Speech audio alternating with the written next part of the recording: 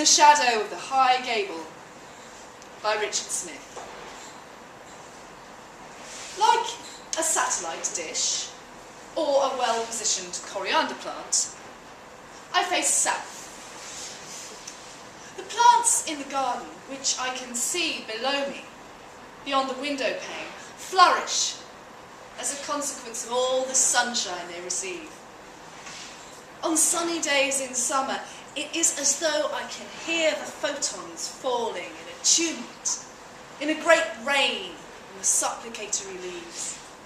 To my mind's ear, the plant's furious manufacture of energy from the raw sunlight rattles like a factory full of looms. I am a gecko. I have a feeling, however, that I was not always a gecko. I could wish to flourish as the plants in the garden flourish. I would wake at dawn, as the plants do, and turn my face to the east, to taste the first sunshine on my skin. But I do not so flourish. The window by which I sit in my glass tank abuts an outbuilding with a peaked gable. This gable casts a shadow on my sill. And so I sit in shadow and watch the play of the sunlight upon the plants in the garden. My couture does not notice my sorrow. The blood of my couture is warm, I suppose, and so carries within it its own sunlight. When the sunlight does arrive, my couture does not bask in it. He only makes a noise and wipes the dust from his computer screen. There is a line from Shakespeare. Their blood is caked. 'Tis cold, it seldom flows. 'Tis a lack of kindly warmth. Such am I. My blood is not temperate. Rather, it visits profound extremes. Think of the desert people of equatorial Africa when the stony walls of a long drought are breached by a few drops of rain.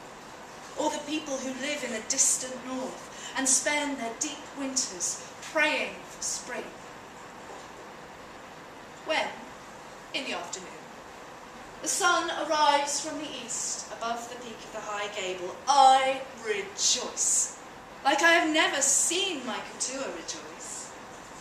But my couture plays as little heed to my rejoicing when in sunlight as to my sorrow when in shadow. My warm-blooded couture, like Shakespeare, is a writer, I think. Couture. It's a Malay word. So was I in Malaya once? Oh, it must be that I was once in Malaya. It must also be that once I read Shakespeare. Perhaps I was a man. Or a woman. Perhaps I, too, was a writer. How do I know what a factory full of looms sounds like? Perhaps, at one time, I worked a loom in Malaya. The sun cannot stay in its southern sky. My heart, my sad gecko heart, reaches out to it, up to it, me too.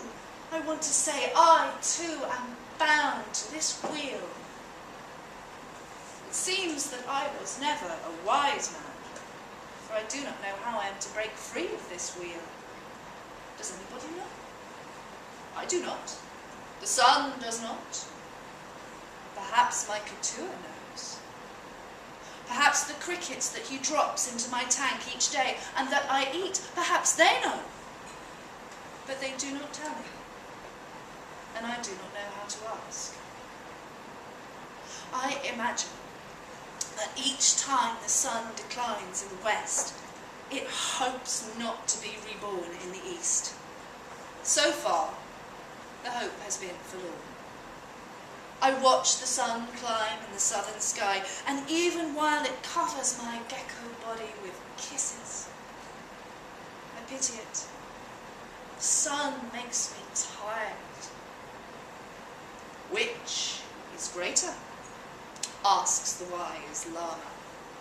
The tears you have shed while transmigrating, or the water in the 4 great oceans? I do not know the answer, but I do know that I do not weep now. I am a gecko. I do not know how. In the winter time, things are better, though there is still sorrow.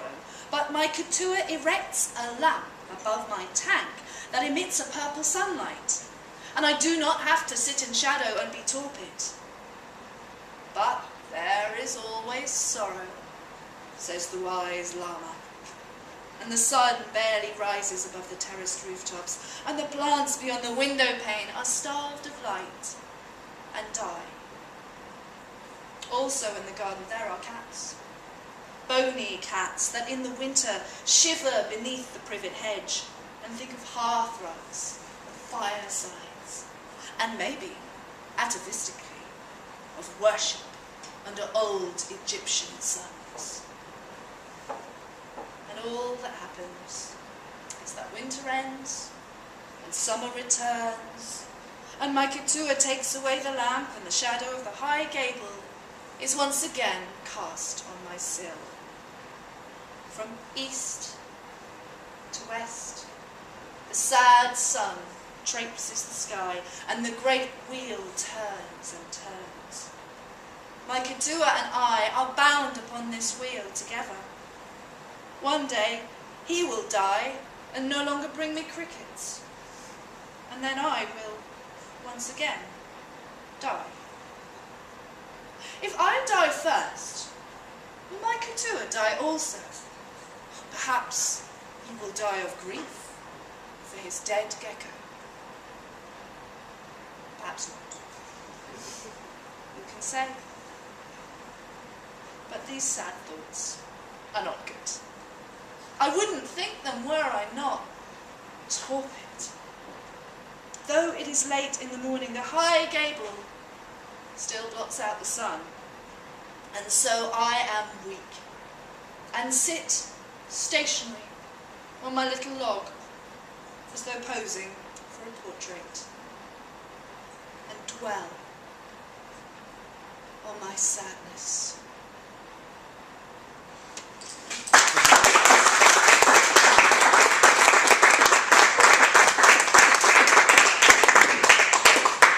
Thank you, Katy. Katy, who gets points for dressing most like a character.